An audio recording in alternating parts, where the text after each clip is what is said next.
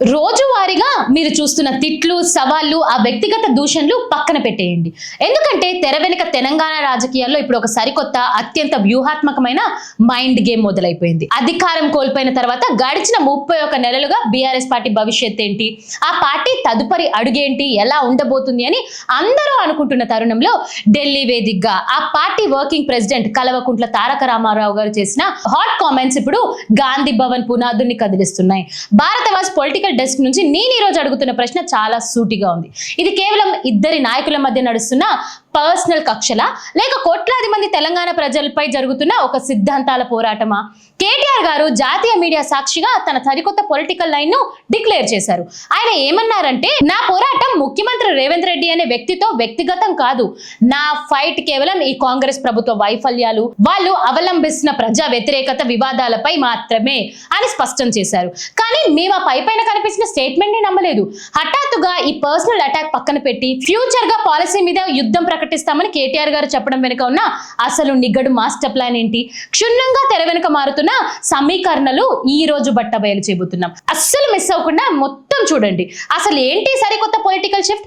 ఎందుకు కేటీఆర్ గారు రేవంత్ రెడ్డి అనే వ్యక్తిని కాకుండా పాలసీని టార్గెట్ చేస్తున్నారు? కేటీఆర్ గారు ముఖ్యమంత్రి గారిని డైవర్షన్ పాలిటిక్స్ కింగ్ అని అభివర్ణించారు. ఇక్కడే అసలు పొలిటికల్ లాజిక్ దాగి ఉంది. రాష్ట్రంలో ఎప్పుడైనా ఏ ప్రజా సమస్య ముందుకు వచ్చినా, నిరుద్యోగుల నిరసనలు జరిగినా, రుణమాఫీపై రైతులు రోడ్డెక్కినా, రాత్రికి రాత్రే సరికొత్త పొలిటికల్ వివాదాన్ని తెరపైకి తెచ్చి ప్రజల దృష్టిని మళ్లించడంలో ఈ ప్రభుత్వం ఎక్స్పర్ట్ అయిపోయింది అని చెప్పి ఆయన అన్నారు. అందుకే ఈ డైవర్జన్ ట్రాప్ లో పడకుండా ఉండడానికి ప్రతిపక్షం ఇప్పుడు తన రూట్ ని మార్చేసింది. నువ్వు ఎంత డైవర్ట్ చేయాలని చూసినా మేం మాత్రం పర్సనల్ దూషులకు వెళ్లకుండా కేవలం ఈ ప్రభుత్వ పాలసీ ఫెయిల్యూర్లను, మీరు ఇచ్చిన హామీ వైఫల్యాన్ని మాత్రమే ప్రజల ముందు నిలబెడతాము అని కేటీఆర్ గారు గేమ్ ప్లాన్ మార్చేశారు. ఇప్పుడు కేటీఆర్ గారు లేవనెత్తుతున్న మరో అత్యంత సెన్సేషనల్ ప్రశ్న మనం విశ్లేషిద్దాం. పాలకుల పక్షం రోజువారీగా ఒకటే ప్రచారం చేస్తుంది, బీఆర్ఎస్ ఖతం అయిపోయింది, ఆ పార్టీ పని అయిపోయింది, క్లోజ్ అయిపోయింది అని సీఎం నుంచి మంత్రుల వరకు స్టేట్మెంట్లు ఇస్తున్నారు. కానీ మేం ప్రశ్నిస్తున్నాము, బీఆర్ఎస్ పార్టీ పని అయిపోతే మరి ఉదయం లేచినప్పటి నుండి రాత్రి పడుకునే వరకు ప్రతి ప్రెస్ మీట్ లో, ప్రతి అధికారిక సభలో కేవలం బీఆర్ఎస్ పార్టీని, కేసీఆర్ గారిని మాత్రమే ఎందుకు టార్గెట్ చేస్తున్నారు? ప్రతిపక్షం బలంగా లేకపోతే నిరంతరం మీ మైండ్ లో వాళ్ళే ఎందుకు రన్ అవుతున్నారు? ఇది పొలిటికల్ అబ్సెషన్ కాదా అని కేటీఆర్ గారు నిలదీశారు.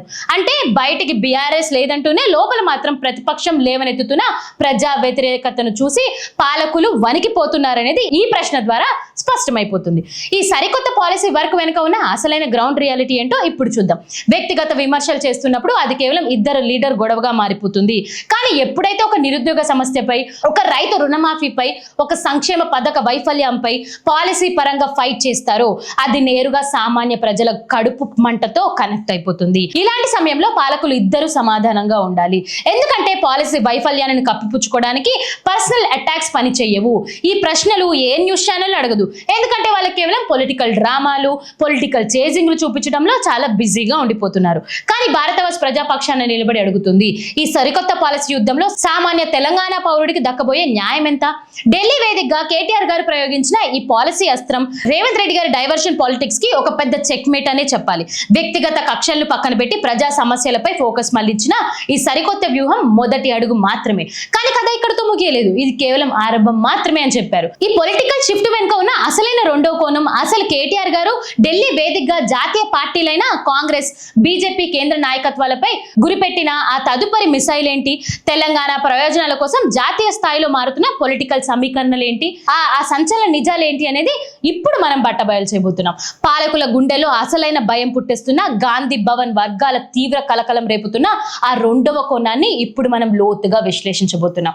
10 ఏళ్ల పాటు తిరుగులేని అధికార భోగాన్ని అనుభవించిన గులాబీ పార్టీ ఒక్కసారిగా అధికారం కోల్పోయాక తీవ్ర ఇబ్బందులను ఎదుర్కొన్నది ముమ్మాటికి వాస్తవం. వరుసగా ఎమ్మెల్యేల వలసలు, పార్టీ కార్డర్లో కనిపించిన డిసపియర్ బీఆర్ఎస్ ను గత కొన్ని నెలలుగా తీవ్రంగా వేధించాయి. కానీ ఇప్పుడు సరిగ్గా గడిచిన 31 నెలల కాంగ్రెస్ పాలన తర్వాత తెలంగాణ క్షేత్ర స్థాయిలో సీన్ కంప్లీట్ గా మారిపోయింది. ఢిల్లీ ప్రెస్ మీట్ లో కేటీఆర్ గారు బయట పెట్టిన ఆ సంచలన సర్వే వివరాలు ఏంటి? హఠాత్తుగా ప్రతిపక్షంలో వచ్చిన ఈ జోష్ వెనుక ఉన్న అసలు రహస్యం ఏంటి? ఈ రోజు భారతవాస్ వేదికగా మీ ముందస్తు ఎన్నికల సవాళ్ల వెనుక ఉన్న అసలు గుట్టును ఆధారాలతో సహా బట్టబయలు చేయబోతున్నాం. అసలు ఏంటి లీక్ అయిన డేటా? రేవంత్ రెడ్డి ప్రభుత్వాన్ని పొలిటికల్ నర్వస్నెస్ గా నెట్టేసిన ఆ భయంకరమైన నెంబర్ ఏంటో తెలుసా? కేటీఆర్ గారు మీడియా సాక్షిగా అత్యంత సంచలన విషయాలు లీక్ చేశారు. ఇటీవల వచ్చిన 4 వేరే ప్రైవేట్ ఫీల్డ్ సర్వేల రికార్డుల ప్రకారం తెలంగాణలో కాంగ్రెస్ వేవ్ పూర్తిగా కరిగిపోయిందని ఆయన స్పష్టం చేశారు. అంతేకాదు ఒకవేళ ఇప్పుడు గనక రాష్ట్రంలో ఎన్నికలు జరిగితే ఎలాంటి ముందస్తు పొత్తులతో వ్యూహాలతో లేకుండానే బీఆర్ఎస్ ఒంటరిగా ఏకంగా 78 సీట్లు గెలుచుకుని మళ్లీ పీఠం ఎక్కబోతుంది. ఆ సర్వేలో బల్ల గుద్ది చెప్తామని సవాలు విసిరారు. 78 అసెంబ్లీ స్థానాలు అంటే స్పష్టమైన మెజారిటీతో గులాబీ జెండా మళ్లీ సచివాలయంపై ఎగరబోతుందని ఆ సర్వేల సారాంశం. కేటీఆర్ గారు అంటున్న దాని ప్రకారం కేవలం ప్రతిపక్ష సర్వేలు మాత్రమే కాదు, స్వయంగా ముఖ్యమంత్రి రేవంత్ రెడ్డి గారు క్యాంప్ చేయించుకున్న అంతర్గత ఇంటెలిజెన్స్ సర్వే రిపోర్ట్ లో కూడా ఇదే భయంకరమైన నిజం తేలిందట. ఆ రిపోర్ట్ల చేతికి అందడం వల్లే ముఖ్యమంత్రి గారు తీవ్రమైన ఆందోళనకి వెళ్లారని, ఆ స్టేషన్ లోనే రోజువారీగా ముందస్తు ఎన్నికల డ్రామా ఆడుతున్నారని కేటీఆర్ గారు ఆరోపించారు. ఈ పొలిటికల్ హిట్ ఇక్కడితో ఆగిపోలేదు. కేటీఆర్ గారు ఈ సర్వేల లెక్కలు చెప్పడమే కాదు, నేరుగా ముఖ్యమంత్రి రేవంత్ రెడ్డి గారికి ఒక ఓపెన్ డైరెక్ట్ ఛాలెంజ్ విసిరారు. ఆయన విసిరిన సవాళ్ళు ఏంటో క్లియర్ గా వినండి. ఈ 31 నెలల పరిపాలనపై నువ్వు ఇచ్చిన గ్యారంటీలపై నీకు ఎంత నమ్మకం ఉంటే, దమ్ముంటే వెంటనే అసెంబ్లీ రద్దు చేయి, లేదా పార్టీ మారిన ఎమ్మెల్యేల స్థానాలను తక్షణమే బైపాస్ పెట్టు.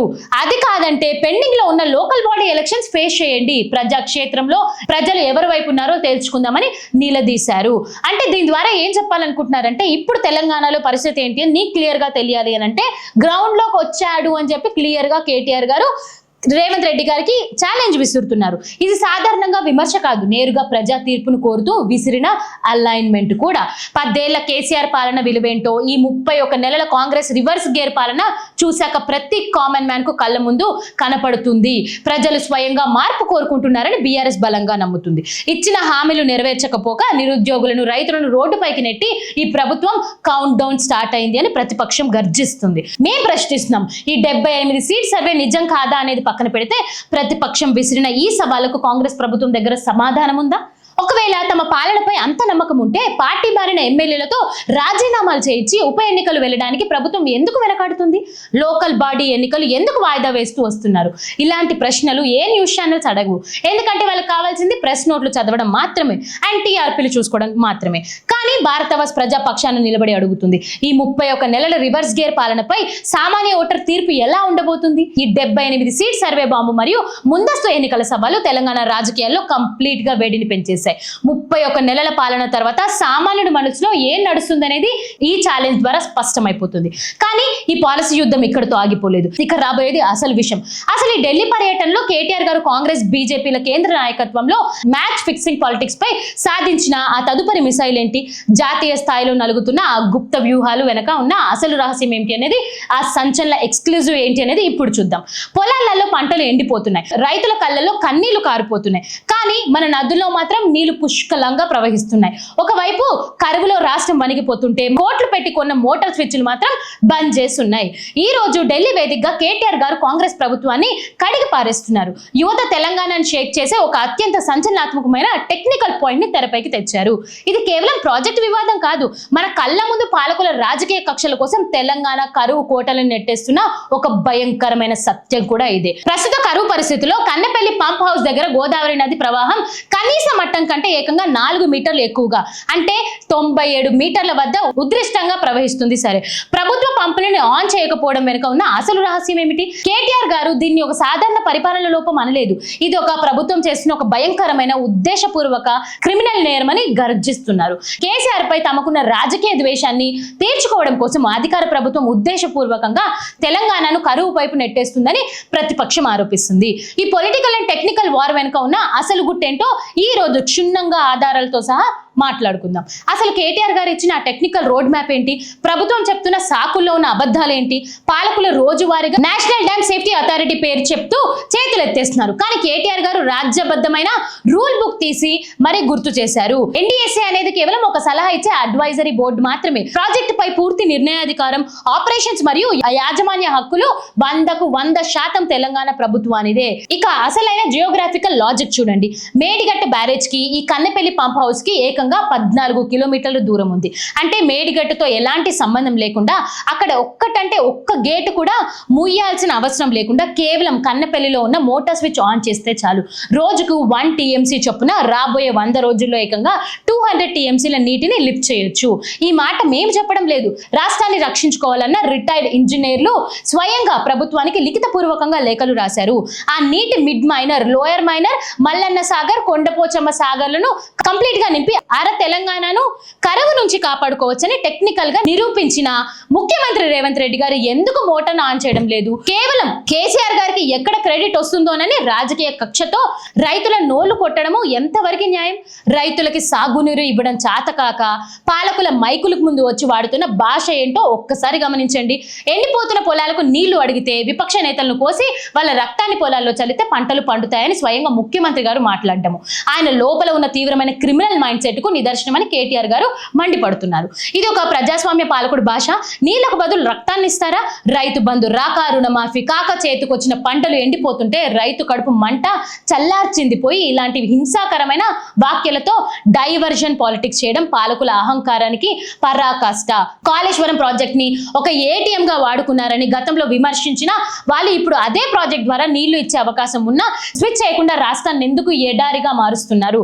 దీనికి సమాధానం చెప్పి తీరాల్సిందే. కానీ ఈ వివాదం ఇక్కడితో ఆగలేదు. నీటి పారుదల రంగాన్ని నిర్వీర్యం చేసిన ఈ ప్రభుత్వం మరోవైపు ల్యాండ్ అడ్మినిస్ట్రేటివ్ లో ఏ రకమైన దందాలకు తెరలేపిందో కేటీఆర్ గారు ఆధారాలతో సహా బాంబు పేల్చారు. స్వయంగా రెవెన్యూ మరియు ల్యాండ్ అడ్మినిస్ట్రేటివ్ చూస్తున్న మంత్రి పొంగులేటి శ్రీనివాస్ రెడ్డి గారు శాఖని టార్గెట్ చేస్తూ ఏకంగా 30% కమిషన్ దందా నడుస్తుంది అని కేటీఆర్ గారు చేసిన ఆరోపణ ఇప్పుడు సచివాలయ వర్గంలో ఒక పెద్ద పొలిటికల్ సునామీని సృష్టించింది. భూముల క్లియరెన్స్లు జరగాలన్నా, పెద్ద పెద్ద ల్యాండ్ మార్కెట్ సెటిల్ అవ్వాలన్నా సచివాలయం వేదికగా 30% వాటాలు అడుగుతున్నారని ప్రతిపక్షం బహిరంగంగా ఆరోపిస్తుంది. ఒకవైపు నీళ్లు లేక రైతులు చూస్తుంటే మరోవైపు ల్యాండ్ సెటిల్మెంట్ కమిషన్ కోసం ఫైళ్లు నడుస్తున్నాయా? ఈ రకమైన హోల్సేల్ అవినీతిపై ముఖ్యమంత్రి గారు సమాధానం చెప్తారని చెప్పి కేటీఆర్ గారు విరుచుకుపడుతున్నారు. గోదావరి నీళ్లను వదిలేసి రాష్ట్రాన్ని కరువులోకి నెట్టడము, సచివాలయంలో 30% కమిషన్ దందాలు నడపడము ఈ కాంగ్రెస్ ప్రభుత్వం 31 నెలల మార్క్ పరిపాలనకు అద్దం పడుతుంది. పాలకుల పొలిటికల్ నర్వస్నెస్ కు ఈ ఆరోపణలు పక్కా నిదర్శనంగా మారాయి. కానీ ఈ సంచలన పోస్ట్ మార్టం ఇక్కడితో ముగియలేదు. భారతవాస్ ప్రేక్షకులు సాక్షిగా ఈ కరువు కుట్రలపై మరియు అవినీతి దందాలపై మేము ఇవ్వబోయే ఫైనల్ అలైన్మెంట్ ఏంటి? తెలంగాణ సమాజం ఈ పాలకుల రక్త పిశాస మైండ్ సెట్ ని ఎలా నిలదీయాలి? ఆ ముగింపు ఎప్పుడు వస్తుంది అనేది మేము కూడా వేచి చూస్తున్నాం. పర్సనల్ అటాక్ పక్కన పెట్టి రేవంత్ రెడ్డి గారు డైవర్జన్ పాలిటిక్స్ పై కేటీఆర్ గారు ప్రకటించిన సరికొత్త పాలసీ యుద్ధాన్ని చూసాం. కాంగ్రెస్ వేవ్ కరిగిపోతుంది, బీఆర్ఎస్ ఒంటరిగానే 78 సీట్లు గెలుస్తుందంటూ వచ్చిన 4 సర్వేల సంచలనాన్ని విశ్లేషించాం. కన్నెపల్లి పంపుల స్విచ్ ఆన్ వెనక ఉన్న కరువు కుట్రను, సచివాలయంలో సాగుతున్న 30% కమిషన్ దందాను బట్టబయలు చేశాం. ఇప్పుడు ఈ సుదీర్ఘ ఎక్స్క్లూజివ్ అనాలిసిస్ మరియు ఇన్వెస్టిగేటివ్ పొలిటికల్ ముగింపు దశకు చేరుకుంది. ఇక లాబింగ్ లకు తావులేదు. భారతవాజ్ వేదికగా ప్రజా పక్షాలను నిలబడి మేము ఈ రోజు ఇరు పక్షాలను చాలా స్పష్టంగా పవర్ఫుల్ గా అలైన్మెంట్ ఇస్తున్నాము. మొదటిగా అధికారంలో ఉన్న కాంగ్రెస్ ప్రభుత్వానికి హెచ్చరిస్తున్నాము. విపక్షాలు తిట్టడము, ప్రెస్ మీట్లు పెట్టడము, పాత ప్రభుత్వాలను తప్పులు చూపించి కాలయాపన చేసి ఈ 31 నెలల హనీమూన్ పీరియడ్ కంప్లీట్ గా అయిపోయింది. ఇక్కడనైనా సాకులు ఆపండి. ముఖ్యమంత్రి గారు కేటీఆర్ గారు మీడియా సాక్షిగా అడిగిన టెక్నికల్ ప్రశ్నలకు తక్షణమే సమాధానం చెప్పండి. నదుల్లో నీళ్లుండి పంపులు సిద్ధంగా ఉన్నప్పుడు కేవలం రాజకీయ కక్షల కోసం వాటిని ఎందుకు బంద్ చేసి పెడుతున్నారు? కన్నెపల్లి పంపులను తక్షణమే ఆన్ చేసి ఎండిపోతున్న తెలంగాణ రైతుల పంటలను కాపాడతారా లేదా? ఈ ప్రశ్నకు సమాధానం చెప్పి తీరాలి. కేవలం మీ పొలిటికల్ మైలేజ్ కోసము, కేసీఆర్ గారిపై రాజకీయ ద్వేషం కోసము వేల కోట్ల ప్రజాధనంతో నిర్మించిన ప్రాజెక్టులు పనికి రావు డెడ్ అసెట్స్ గా మార్చకండి.